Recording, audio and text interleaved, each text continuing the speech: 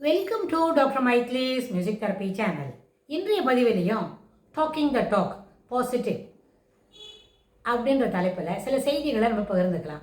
எப்போவுமே நம்ம சொன்னோம் பாடி பார்ட்ஸ் ஆஃப் த பாடின்னு யூகேஜி படிக்கும்பொழுதே நம்மளுக்கு சொல்லி கொடுத்துடுவாங்க அப்படின்னு. அந்த அடிப்படையில் இந்த மெய், வாய், கண், மூக்கு, செவி அப்படின்னு சொல்லும்பொழுது அந்த பேசக்கூடிய திறன் இருக்கே, அந்த டங், அது த பவர் ஆஃப் டங் அது இருக்கே, அது ரொம்ப சுப்பீரியர். எப்படின்னு கேட்டால், இப்போ சென்ற பதிவில் சொன்னோம் ஸ்பீக் பாசிட்டிவ் அப்படின்னு சொன்னோம். இதில் நம்ம என்ன பேசுகிறோமோ ஸ்பீக் டு யுவர் செல்ஃப். அதாவது ஒரு நாளும் எப்படி ஒரு நாளை துவங்கணும், நம்ம ரொம்ப உற்சாகமாக இருக்கிறோம், மகிழ்ச்சியாக இருக்கிறோம், மகிழ்ச்சி இது இன்று முழுதும் தொடர்வதற்கு எல்லா முனைப்பையும் மேற்கொள்ள வேண்டும் அப்படின்னு நினச்சிட்டு தான் ஒரு நாளும் நம்ம எழுந்து நம்ம ரொட்டீன்லாம் முடித்து ஆஃபீஸ் போகிறதா இருந்தாலும் வீட்டில் இருக்கிறதா இருந்தாலும் வாட் எவர் இட் இஸ், நம்மளோட அணுகுமுறை எப்பொழுதும் ஏற்றுக்கொள்ளக்கூடியதாகவும் நேர்மறை, தட் இஸ் பாசிட்டிவாக இருக்கிறதாகவும் இருக்கணும். நேர்மறை அப்ரோச் அப்படின்னு.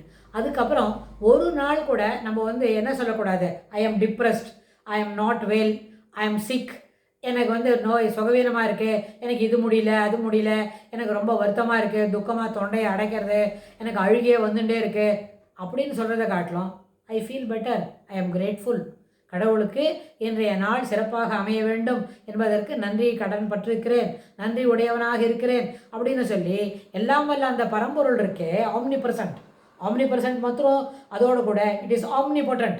நாம் என்ன பண்ணுறோம், சொன்ன சொல்லிலும் உளன் என்ன சொல்கிறான், இங்கே எங்கே இருக்கிற இடத்தையும் இருக்கிறான், கரந்தசில் இடந்தோறும் எல்லா இடத்துலையும் பறந்து எங்கும் நிறைந்துள்ளன். அதனால தான் அவர் எனக்கு பேர் என்ன, ஆம்னிபொட்டன்ட். எங்கேயும் இருக்கிறார், அதனால தான் அவர் ஆம்னி பர்சன்ட். அந்த கடவுள்கிட்ட என்ன சொல்லணும், நான் ரொம்ப கடவுளுக்கு நன்றி உடையவனாக இருக்கிறேன், இன்றைய பொழுது நல்லபடியாக நடக்கணும், இன்றைய பொழுதில் எல்லா விதமான சிறப்புகளும் இருக்கணும் அப்படின்னு சொல்லி நம்ம கேட்டுக்கிறோம். நம்மளுடைய ஒரு நாளும் prayer time is any time. ஆனால் ஒரு நாளும் தினமும் என்ன பண்ணணும், காலையில் ஒரு நேரமோ சாயந்தரம் ஒரு நேரமோ என்ன பண்ணணும், சுவாமி முன்னாடி நின்று நம்ம அதை பற்றி ப்ரேயரை முடிச்சுட்டு போகிறது ஏற்புடையது, அது அவசியமும் கூட. அது மாதிரி அந்த பெர்ஸ்பெக்டிவில் பார்க்கும்பொழுது you speak to your self. நம்ம இதெல்லாம் என்ன செய்கிறோம், நாளையிலேருந்து இந்த மாதிரி டயத்தை வேஸ்ட் பண்ணுறது தவிர்த்துடணும். இந்த கேட்ஜெட் முன்னாடி கார்த்தால 1 மணி நேரம், மத்தியானம் 1 மணி நேரம், சாயந்தரம் 1 மணி நேரம், இது மருந்து சாப்பிட்ற மாதிரி அப்பப்போ ஒரு மணி நேரம் நம்மளோட நல்ல நேரத்தை அப்படியே இது என்ன பண்ணிவிடுது, இட் கல்ப்ஸ், அது அப்படியே முழுங்கிவிடுது. அதுக்கு இடம் கொடுக்காம மொபைல் எடுக்கிறோம் தவறு கிடையாது, மொபைல் எடுக்கிறோம், ஆனால் மொபைல் எடுத்துகிட்டு நல்லபடியாக என்ன பார்க்கணுமோ அதை மட்டும் சர்ச் பண்ணி அதில் இருக்கிறத நம்ம பார்த்துட்டா போகிறோம். இன்ஸ்டன்ட் பொதுவாக ஒரு சில வேலைகளை நம்ம பார்க்க துவங்கினா என்ன பண்ணி it tracks away from the reality அப்படின்னு ஆயிரும். ஸோ அந்த ரியாலிட்டின்ற அந்த வார்த்தைக்கு முக்கியத்துவம் கொடுக்கணும்னு சொன்னால் you speak to your self.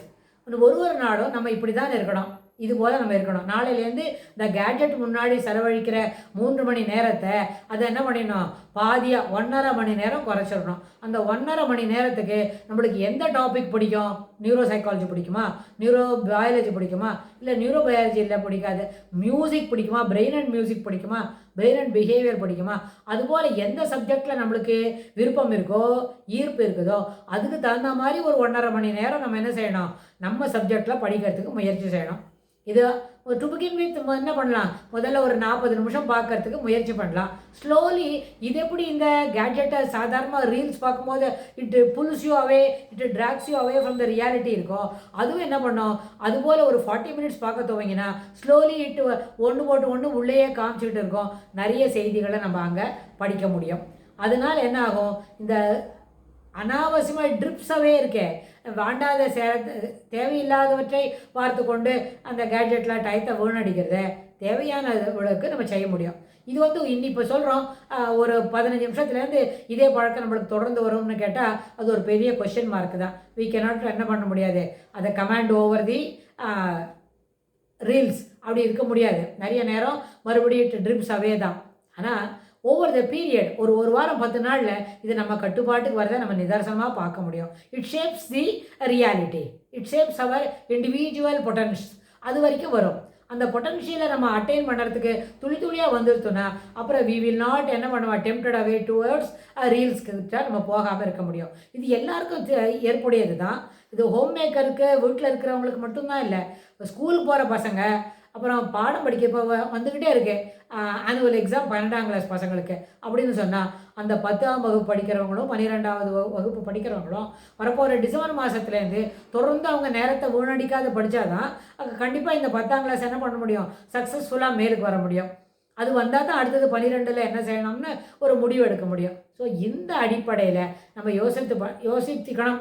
அது அந்த ப்ராஸ்பெக்ட் யோசிக்கணும் மனசில் அப்படின்னு சொன்னால் அந்த பெர்ஸ்பெக்டிவில் நம்ம யோசிக்கும் பொழுது விடை என்னவாக இருக்கணும், ஒரு நாளும் கேட்ஜெட் பார்க்குற டயத்தை குறைக்கணும்.